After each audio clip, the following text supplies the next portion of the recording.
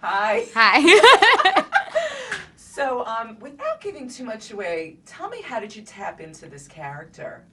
um, it's it was a conversation that I had with Laura and Chris, who directed the film, and Laura really told me a lot about someone like my character, and we she did tons of research, and you try and understand things a little bit more. But the truth is when the majority of this film takes place in the present, like all the fears are in the present, so you can't play anything at the end. So a lot of it is just kind of figuring out like what you're reacting to for that chunk of time, and to try and create beats that don't repeat themselves, and how do you create an arc of a story without having editing help you.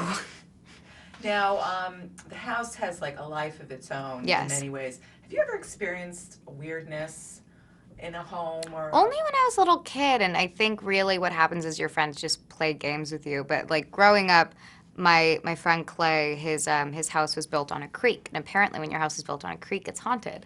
I mean, these are things that we told ourselves growing up, and so we would play the Ouija board, or however you say it. And of course, like if a dog barked while we were doing it, that was a sign or something. But we definitely thought that growing up as kids. And I grew up with like people who just had the most vivid imaginations, and we just always would scare ourselves because it's fun to scare yourself. That's why I like scary movies. It's fun to be scared. I literally jumped. Good. Did you? Yeah, actually, which was weird because I'd already seen it. I mean, I'd already known what was happening, but with the music, anytime you add sound to a movie, everything just gets so much better. And so I was with the same friend growing up, Clay. We watched it together, and it was so fun sitting next to him, and he just like had his hands over his face the whole time, and it's fun to be scared, and I hope scary movie fans get to go see this and just have a fun ride. Now, there's a scene that's shot entirely in the dark, for what, Yeah, like 7 minutes, it seems. probably. What was that like to shoot? It was a lot of trying to like make sounds and like fumble, but like I don't know, it was very confusing and funny. I'm sure if if the lights came on while we were doing this, it'd be like, what are those people doing?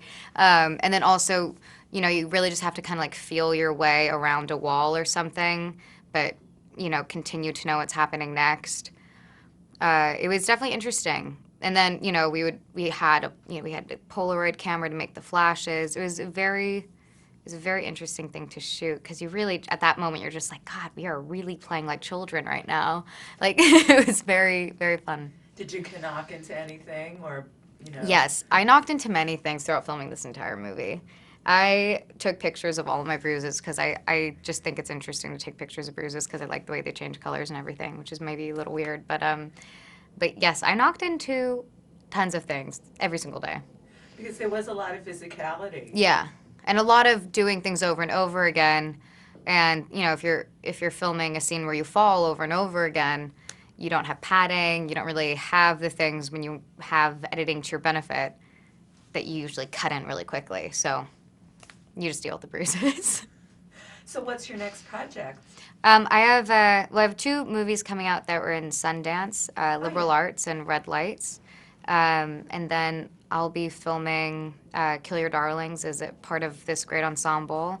I have a small part in that.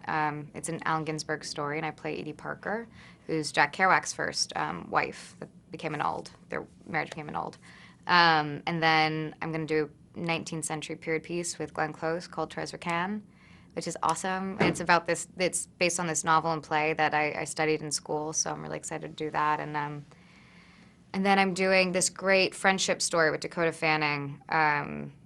It's a great coming of age story about two girls' friendship after that.